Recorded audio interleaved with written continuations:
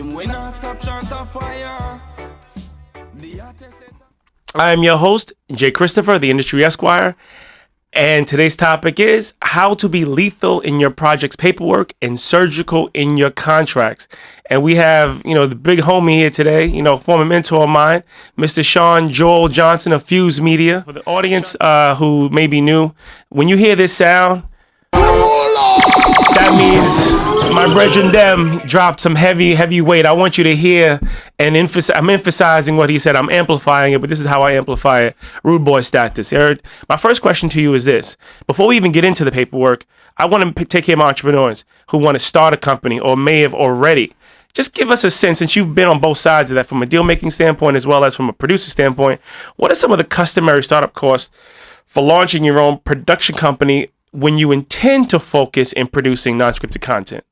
I mean, it's changed a lot. So when I first started, you could literally just walk into a network with an idea, sort of a log line, an interesting world that you wanted to be in. By the way, log line, for you guys who may not know, means like kind of the topic, the theme, the idea. Yeah, like basically like your summation of what the series is about. And you could like tell a network exec and they'd throw money at you. They would say, here's 5 or 10 grand, go shoot something, find me a cast, find me some people that make it interesting. Yeah. That was at the beginning. And then there was sort of this kind of mature, because reality shows just proliferated. It changed a lot. Then all of a sudden it was, no, you have to come in and you actually have to have your cast. You actually have to do a sizzle. You actually have to spend all this money, 5 to 10 grand on a tape so they stepped up the expectation a little bit. Well, they just transferred the cost. Yeah. So it's like, okay, why are we spending all this money on something that might never come to light? So why don't when they come in, unless they're known producers, like let's make them do all the work. Let's make them do all the development. And what you find now is that, the bigger production companies can come in and say like, this is my idea, and you will, a network will throw some money. Even now, a big Prodco can walk through the door without any sizzle, without any tape, and be like, hey, I want to produce this. Yes. And I got Young Gotti or whatever the rapper is, and I've got this idea. And I got this idea, and they'll just cut a check. Okay, go ahead, do it. They'll be like, here's like 10 grand. Let's see what it is. Like, give me like 47 minutes of it. Got it. Meanwhile, if you're like an independent producer like I was, you gotta, cross the dot the I's and cross the T's. I thought you gotta cross the burning sands. Cross the burning sands too, because when you come in, they're asking you for everything. Like they're like, who are the people, who are the characters? They do this like deep dive that you wouldn't necessarily get at a bigger production company. And so like what you've seen like lately is a lot of the networks are pushing a lot of the smaller producers to production companies. So you have all these pod deals going on.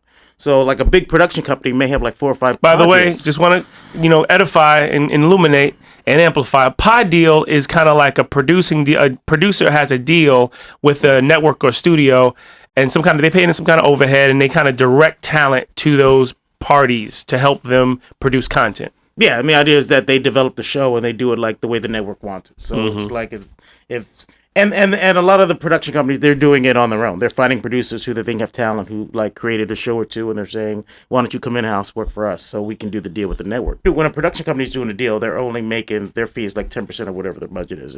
And the difference between a scripted budget and a non-scripted budget, you're talking like, a 1.5 million for like a scripted comedy, but when you're talking like non-scripted, you're talking between 200 to 400,000 per episode. Yeah. And then the producer's fee in that is 10%. So they're not making their money on that. So a lot of these production companies are making money on the post because they own all the equipment. And hold on, Mayu. You just identified where the money is. This is important.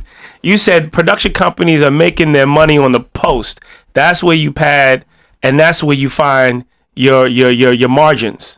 That's not you find a lot of your margins, because there's a standard rate that everybody pays. Like if I want to go out and I want to get an editor, a good editor easily can be like $650, $750 a day. A network's not going to look at that and go, oh my God, because when you're vetting a budget, it's a market vettings. But on the other side of it, once you get it through, and you're the production company, you're like, okay, like, wait a minute, like, let me buy these equipment so now I'm not renting these on a week-to-week basis. Let me get this editor in for, I'm giving them a long-term gig. Let me get them down like 500 a day. Let me do this. And all of a sudden, now you start piling up your money, and this is like trying to increase your profit margin. Sounds like gangsterism to me, brother. You know what I'm saying? but it's all good. You know well, I mean, but here's the thing: if you were actually go out and do it, and just do it like at market rate.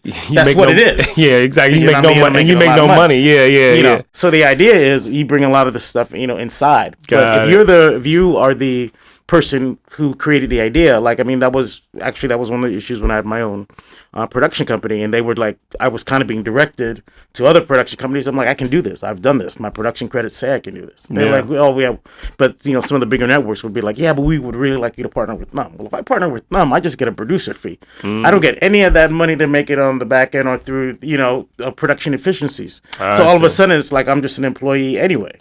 That's not the goal. The goal is you want to build out. That's once you get the show, you have to get your next one, and you never know what's going to happen. So you have to always be in development. I mean, one of the big things like about having a production company, and I think some production companies are really smart about this, is they have like talent development execs in house, because you always have to be looking for that idea, for that person who like pops. I mean, and it's an ongoing process, because a lot of these reality shows, if they don't hit, they're one and done, they're 2 or 3 seasons and out. And that's not enough to really like establish and grow a production company, which is why you see a lot of these bigger production companies with all these pod deals. Like I know one production company, and it's like, wow, they just, they have a ton of independent, production companies, smaller production companies under them, but they're the ones who take the lead, and then they're the ones who get the they get the money on the back end. Let's amplify a footnote. It's not necessarily going to be as relevant for some of the folks listening in, because I think a lot of folks tuning in may be junior in their experience. But since you talked about pod deals a few times, just give some sense of like what that relationship looks like from a fee point of view, and then let's go back into what those startup costs are. So let's say your garden variety production company with a deal at your garden variety cable network. Well, I mean, we don't like, at least like the networks I work with now, and I don't think MTV does it. The first look deals have kind of dried up too. Yeah, they've dried up too. So I mean, like these overhead deals are gone. What I mean podcasts, I mean for an individual producer, like we have approved production companies. So if you come in as an individual producer, you've got a great idea, but we've never worked with you before, or you don't have the infrastructure to actually produce a show. We don't feel you have an infrastructure to produce a show, which is sometimes the case. Then we're going to direct you or give you some referrals to the production companies. They're the ones who give you the pot deal. They say, okay, you come in, I'm going to negotiate a deal. This is your idea, but you need me to take it to the network. So this is what I'm going to give you. So let's go back. I want to make sure I zero on this. My initial question, which was, so if you had to, estimate what those startup costs for a production company that wants to produce for networks and does not have a ton of credits, ton of experience, how much money should they be prepared to invest in producing non-scripted content as a small prodco? I mean, I tell people all the time, you don't want to go out and, I mean, the idea isn't to compete with the bigger production companies. The idea is to make sure that whatever concept you have, that somebody can see it. Like you not only can you see what it looks like as a series, but the beats. So if you're doing like a follow doc, which is one of these reality shows where you follow around like an ensemble cast, it's like you don't necessarily have to shoot like a whole pilot or something. What you need for a network to be interested, or a production company, if you're going to bring it to a big production company, is you need to know who your cast is. You can do that through Skype. Like there's different ways to like not spend money. Got it. So you can do like a Skype, you can do a Skype interview. If you have to, like, you can shoot bare bones, like a scene. Because, I mean, really, you're not looking for this beautiful piece of work. What you're looking for is there a there, right? In this term, the term what Sean is describing is oftentimes people refer to as a sizzle reel, a casting reel, something to give people a sense of what the show is about, who's your cast in the world, right? Yeah. So like everything, people talk on paper. The one thing that you get when people come in and pitch, and this is, I'm kind of mixing my hats a little, but like when people come in and pitch to you, it's like, it's this amazing world, right? This is like, I want to, it's construction, and I found these, this tough female boss who owns her own shit and, you know, swears like a sailor. She's interesting. And, you know, this is actually something I did a sizzle on. And you're like, this sounds great. It really sounds great. I cannot wait, you know, to meet the person. Then you have it like an in-person and it's great. And then you're like, okay, let's see what it looks like on camera. You know, as soon as you put the person on camera, all of a sudden they filter their words. They want to correct what they say. Everything changes, and all of a sudden you're like, well, that's not what this. That's not what I was pitched. This isn't even kind of close to it. And so you have to get, you know, you still, when you're doing those kind of shows, you have to get tape because you have to see how that person, how that person looks on camera and how they interact with the camera. There's some people who, you know, the cameras, they're quiet, and then the camera goes on, and a whole new person comes out. But how much are they expecting to spend for this tape? How much does the production company expect to spend? On the low end. On the low end, you know, it's like be a couple grand. Okay, so $2,000. On the high end, maybe $5,000. Yeah. Okay, and if they were going to produce, I wouldn't do if you're pitching something. I mean, you should really just do a cast. You should have your casting, which is, like I said, like you can easily do through like your Skype. The Skype interviews. And then I would do like a scene just to show the interactions because people want to know how they interact and it doesn't necessarily come through on paper. Well, here's something I'm going to add to what you just said that, that I want listeners to hear because I think this is going to be a little bit of a curveball in what Sean just said. And it'll lead to some other parts of our conversation, which is this. You can come in with what Sean describes as sizzle reel, a casting reel, people can get a flavor. But the reality is this, and I think Sean's going to agree. The more you bring to bear on that project, the more you come in the door with, the more leverage you will potentially have in your negotiation. So the less you bring or the less you invest up front, the less leverage and bargaining power you have as you begin to do the deal. Because if you haven't fully thought out the show, fully built out the show, and they're going to do that for you, then they're going to be less inclined to spend and maybe less inclined to buy it, right? Wouldn't that be fair? That's absolutely true. Yeah. And when you've done, when you bring everything to the table, which I mean, the best thing you could do if all things being equal and you've got all this money you can do it is fully develop your concept and shoot a sizzle and come in because then you can shop it everywhere. Then you don't have to listen to what a production company's deal, they tell you what their deal terms are. That's right. You kind of set your own. That's right. Because you've got this IP that works. You've got this franchise that concept that works, and you've already fully developed it. Mm-hmm. And the thing is, people will notice it, and all of a sudden you get into competitive bidding. Because everybody wants it. So yeah, the more you develop it, the more leverage you have. That's absolutely true. And i.e., develop also means the more money you need to spend the money to do that. That doesn't come free. That doesn't come cheap. So now we're talking about money and and deals. Let's get into the deal. Let's get into the nuts and bolts of these deals, right? So help us understand the terminology and the anatomy of a production deal, right? So some of the listeners probably heard terms like development fee, exec producing fee, royalties, back end. What is the garden variety production deal for a small production company to produce a non-scripted series like Love and Hip Hop or The Kardashians, an ensemble piece like you described, docu-follow? What are some of the nuts and bolts of these deals?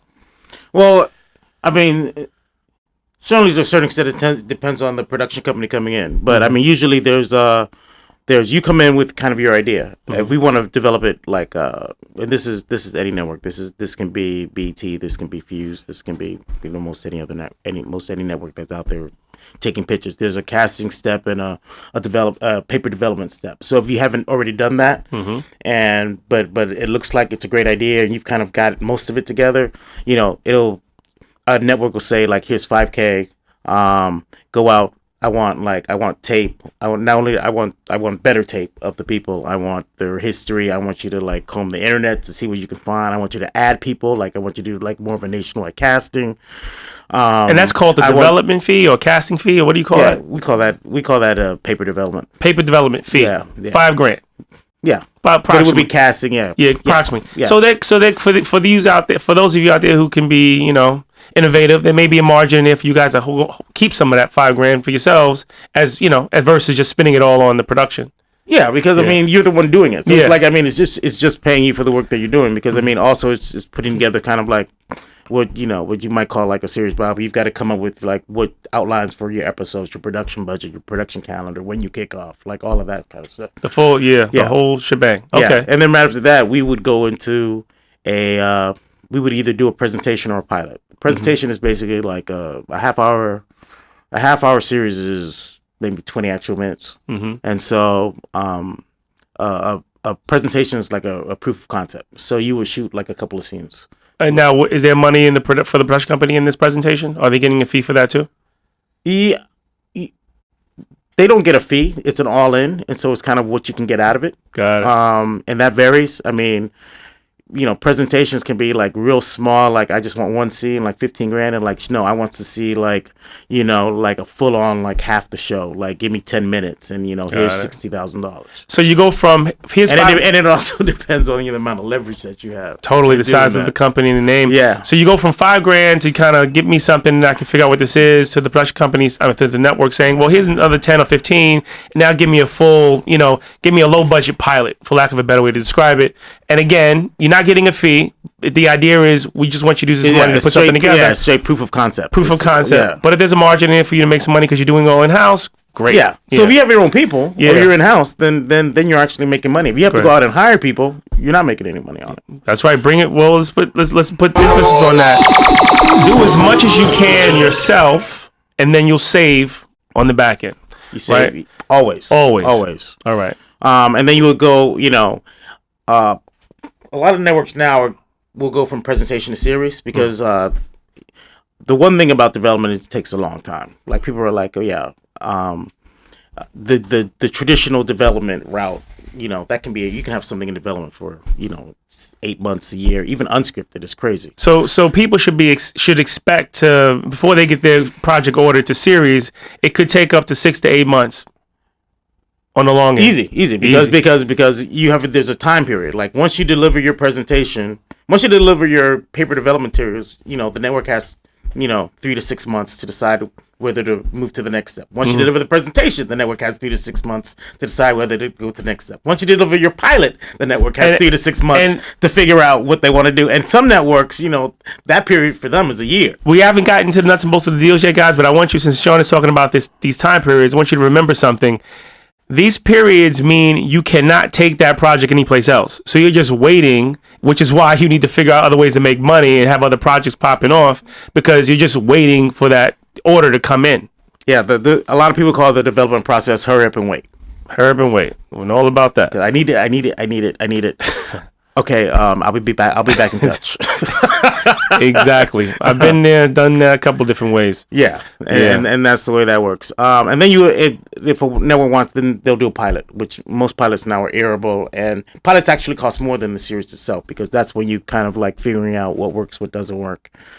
And on this note, since it's relevant, I had a project at VH. I was producing a project, me and some partners for VH1, and me and my partners would consider a small production company, and we were outbid by a larger company. We both were producing kind of this project in the same world, and this other company, I think it was owned by Jessica Simpson's dad. We were both in the same space, producing a show about motocross guys, whatever, docu-series, and then but because we didn't have the same kind of weight to throw around, and we were competing against the West Coast. Our deal was in the East Coast. We lost the project to Jessica's dad, and I think they produced a couple episodes. They didn't go anywhere. But again, it's all about leverage. It's all about name recognition. It's all about who do you have that can be influential in your deal and in your project, so that you get that series order. Yeah, it is helpful. Like if you come in with a big name, the people have worked with and that does good work and is well known. It's much more helpful than if people don't know. Yeah, totally. Because you got to remember what development execs are trying not to do is they're trying not to fail. They're trying not to lose their jobs, and so they need cover themselves. Exactly. So it's like why did you greenlight this show? Well, because this production company's doing it. Exactly. Everybody wants cover. That's the game. The development exec, the easiest thing for them to say is no. Fear-based culture, brother. The easiest thing. The hardest thing to say is yes. So it's like you have to break through a lot of barriers because the first thing they want to say is no. Which is, look, we got to get off topic a little bit, which is why I'm a proponent of doing it yourself for yourself, by yourself, and let them come to you. when you succeed. I mean, not everyone can do it like that, but digital provides some avenues for that. But let's get back into this, man, because I want to get into the paperwork, because I feel like a lot of folks don't put emphasis on the deal and feel intimidated by these deals. They don't know what's going on and how they work. So you talked a little bit about the steps in those deals. There's the sizzle budget, and then there's the presentation budget, and then the thing gets ordered. You waited 6 months, a year, and then finally get your project ordered. Yep. Now, what did you sign up for? What was that negotiation like? What were the things that were given that you tried to keep? What rights were turned over? What terms? Help us understand what those deals, the anatomy of those deals. Well, I mean, the first thing you understand is networks nowadays are trying to build their live content library, so they want everything. So, I mean, what you were saying is absolutely true, because the most leverage you have is if you have something that's pre-existing that everybody wants. Right, because then if you take this, if you have a digital podcast and somebody wants to bring it to TV, well, you know what? Because you already have the digital podcast, you've got a ton of leverage on keeping it. Like if you went to a network and pitched it, they'd be like, "Nah, we're gonna keep we're gonna keep the digital. We got the television, we got the feature rights, we got any spinoffs and derivatives. Like we get everything." Did you guys hear that? Big up. So, hold on. We gotta do the pull up for that. Do it. What Sean said was, you have more leverage if you do it yourself and it's pre-existing. When you show up with, "Hey dudes, I got an idea, buy my show," you have little to no leverage unless you are a huge name in the business.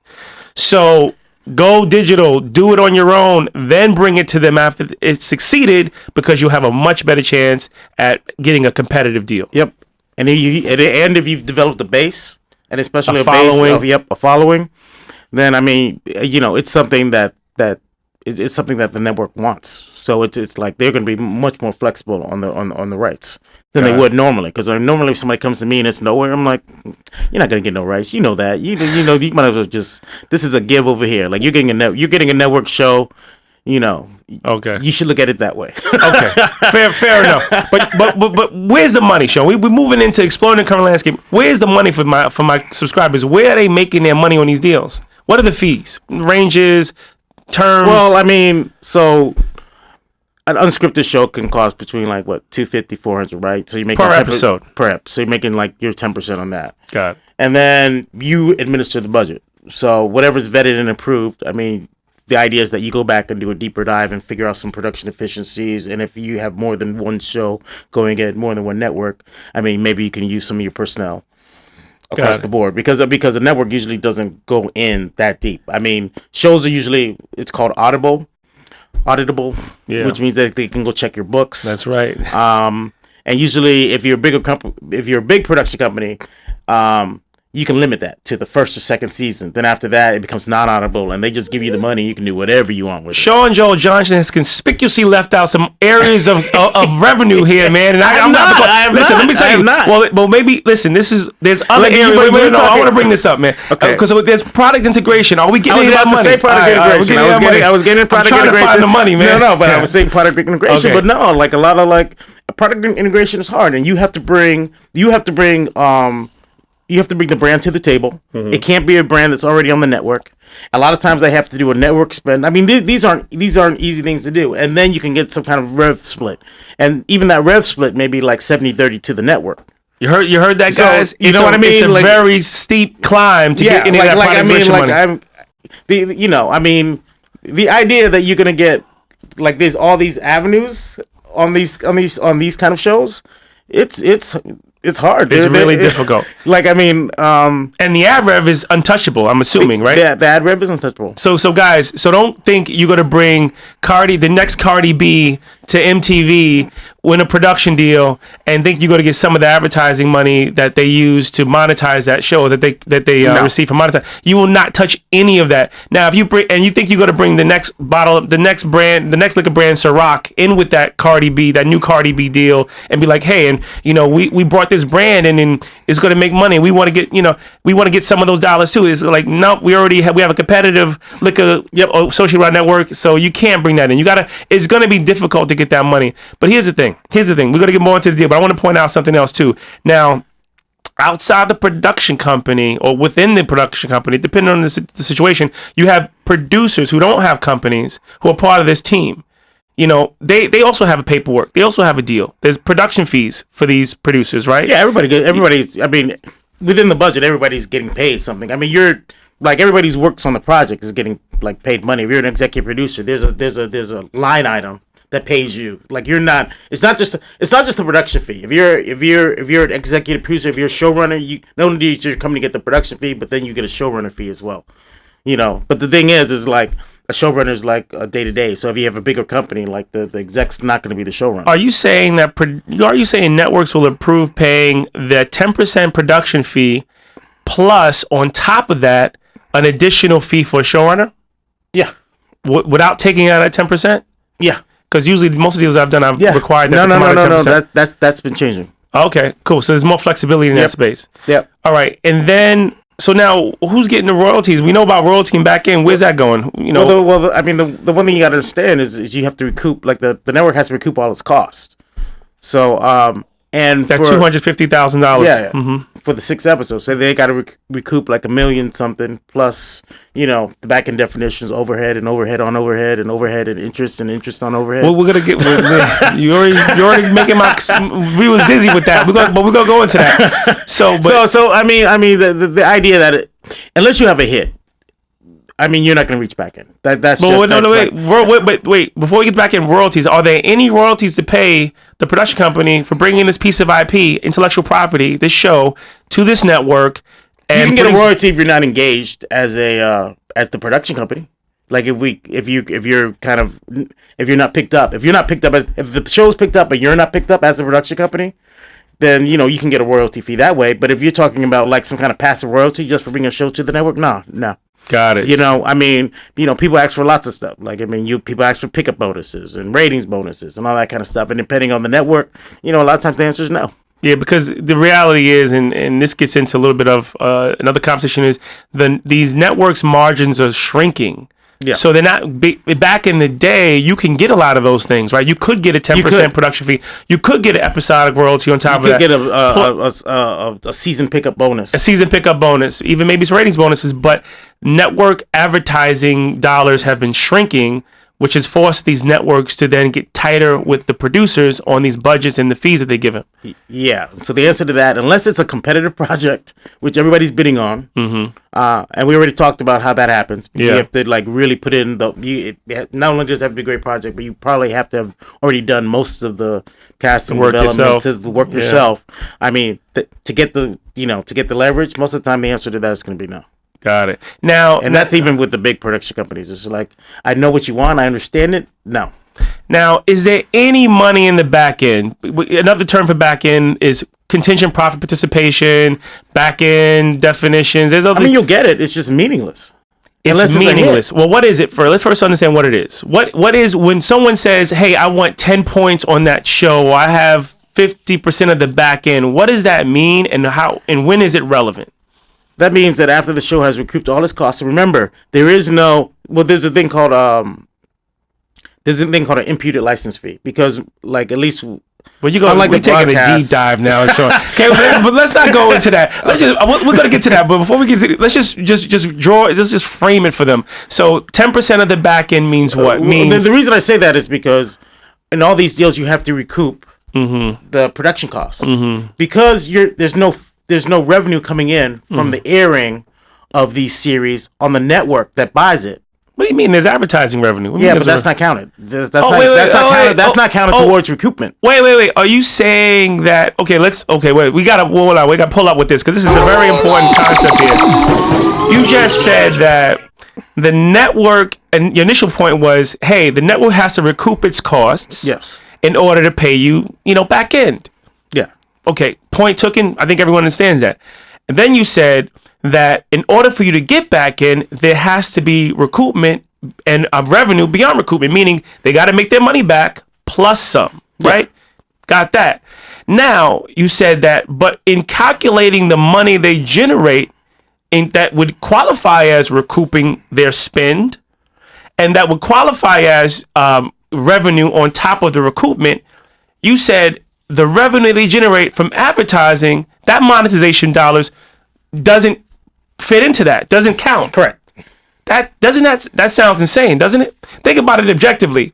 They're monetizing a show And now, by the way, this is look, this is how the business works for generations. I just want to make sure people understand this concept. Well, originally it started because most cable networks they sell a rating.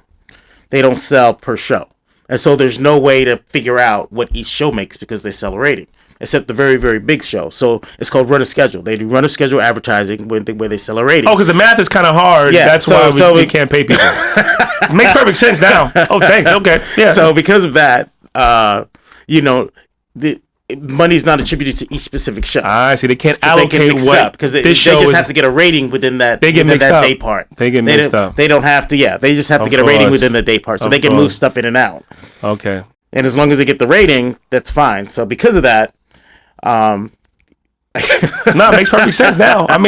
Listen, we can move on. Yeah. So basically, the revenue, just to point out, guys, the advertising revenue generated in connection with your show is not part of the back end calculation, meaning the money that goes into recoupment, that is not counted. So what money is counted? What would qualify for the network to consider being recouped on a show and then generating revenue? Like third party syndication, merchandising.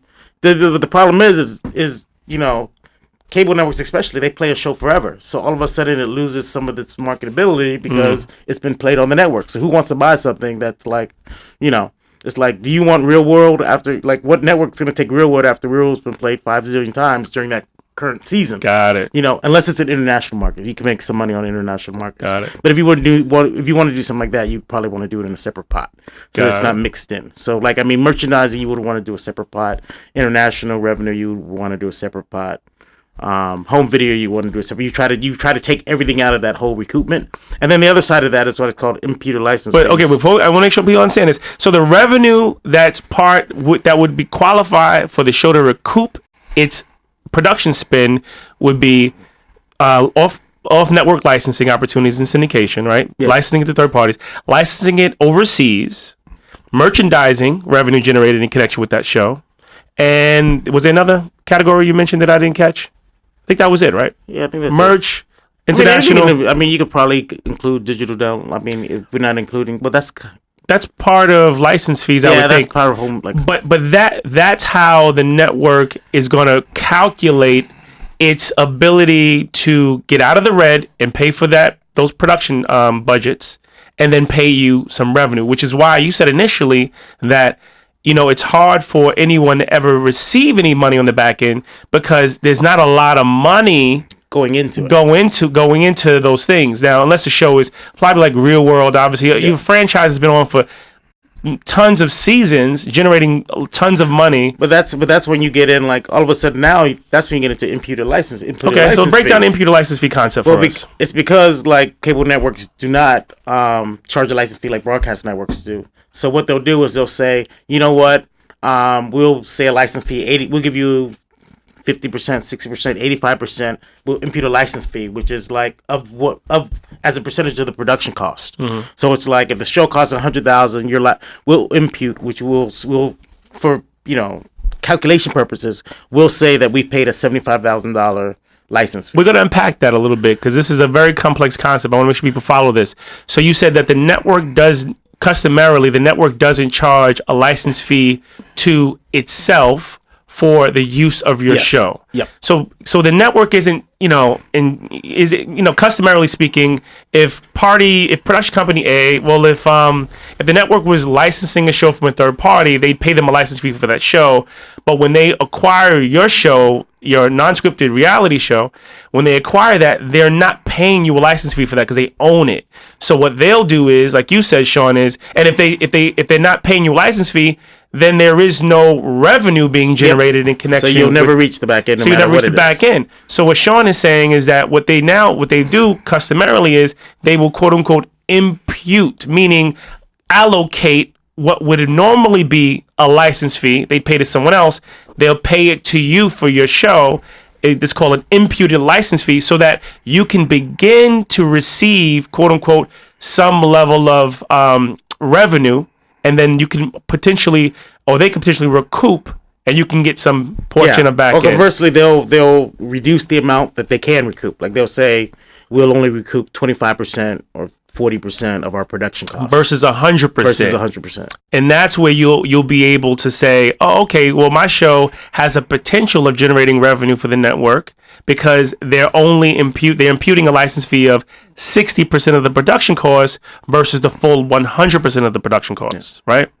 Okay, so I think I explained that, or we got through that. And again, I mean, it's still. I mean, it's like with film and like it's just hard to get to. So it's like you shouldn't rely on Backend to retire. Like totally.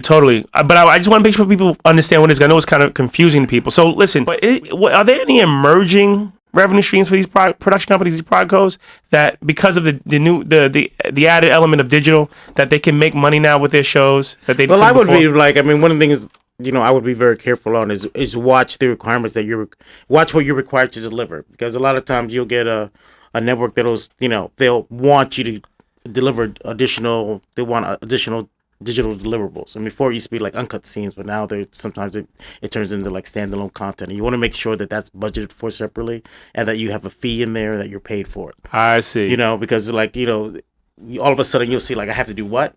In your list of all these additional assets, and you're like, I should be paid for this, because it takes a lot of more work and more time. So you need to make sure that you are paid for it, because they're going to monetize those digital downloads. That's exactly what they're going to do. And are you going to receive, as a production company, money from their digital distribution of the show?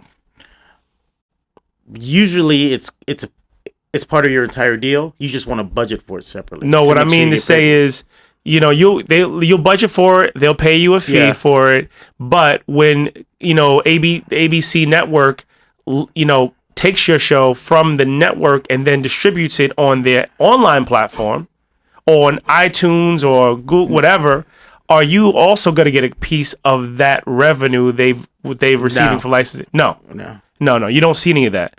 Does it fall into the back end definition? I mean, unless it's third-party syndication, I mean, you don't see that. It's like basically, I mean, on a network's owned and operated platforms like O&O, you don't usually see money off of that. Got it. So anything that if that digital download is on their own platform, whether it be the cable network, whether it be the website, the OTT, you're not going to see that money unless it goes to a third party like a Netflix or a Hulu or somewhere else, and you'll get that money not up front, but you'll get it as part of your back end, quote unquote. Yeah, but I mean, I've seen a lot of, like, in contracts, a lot of attorneys are trying to get away from that. Like, there's been a strong push to get some of those fees. Yeah. To get some of the money, because the money's actually separated out, and so they can't allocate. There's no confusion about. So you could allocate that, and make it part of the back end. So there are success stories out there. Yeah. Okay. So now, it's hard. It's hard to get. It's hard to get. But for those watching this that have the weight and the muscle, how should they expect it to look? Is it a percentage? Is it an upfront fee? What does that look like? Well, that money goes into. That money is looked at as part of the recoupment. So it's not a fee. It goes into like recouping the cost. It'll just drop back into the back end. Okay. Yep. It won't be allocated and paid outside of that. That's extremely hard to get that separate pot. Like that would be hard to get a separate pot in. Yeah, and I want to make sure people understand what this nuance of a separate pot is, right? Because again, people heard you say that and were like, separate pot, what does he mean? How's that relevant? What Sean is talking about, and he can expand on this, is the idea that the money generated in connection with one of the lines of revenue, whether, let's say, merchandising, the costs and the revenue are calculated by themselves. They're isolated.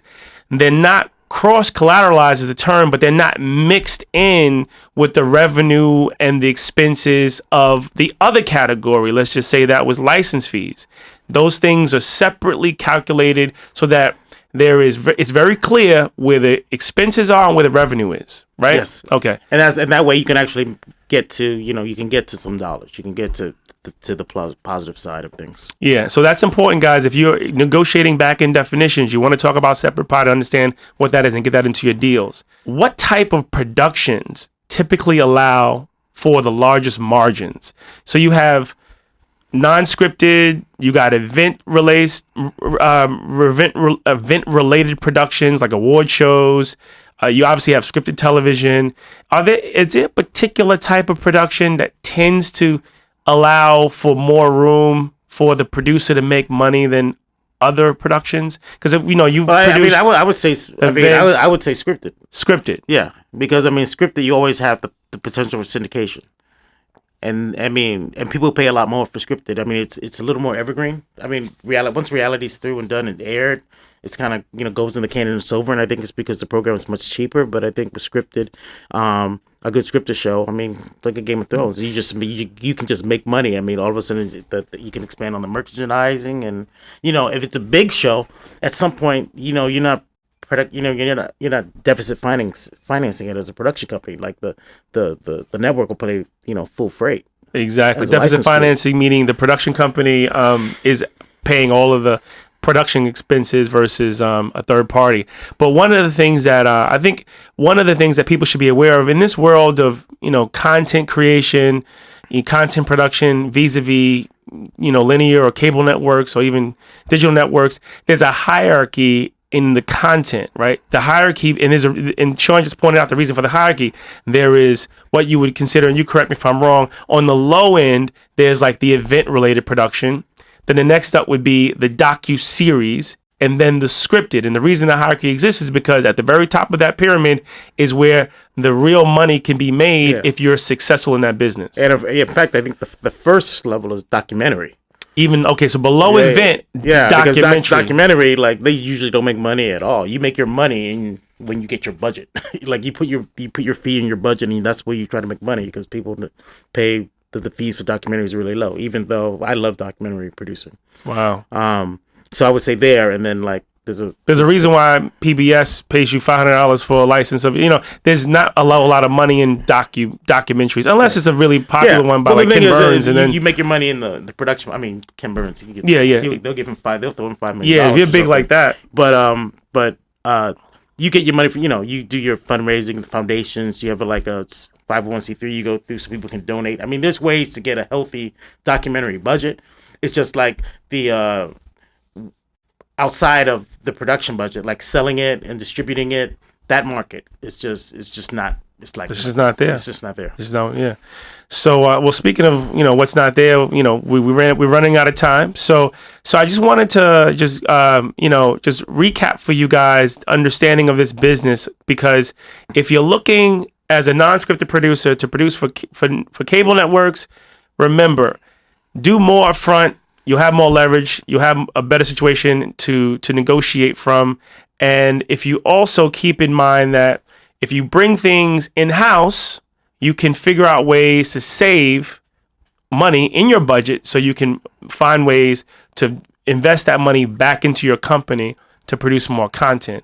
So, but again, guys, thanks again for tuning in. It was an incredible episode. We got into some of those details. Hopefully we didn't confuse too many of you. If you want to see more of this, make sure you comment that you want to see more. Subscribe on YouTube. It's at Brooklyn Boardroom or BK Boardroom on Instagram, BK Boardroom on Twitter. We trying to break it down for you guys. So hopefully you enjoyed the show, and see you on the next episode. Deuces. The artist set a fire. From Babylon we burn the fire.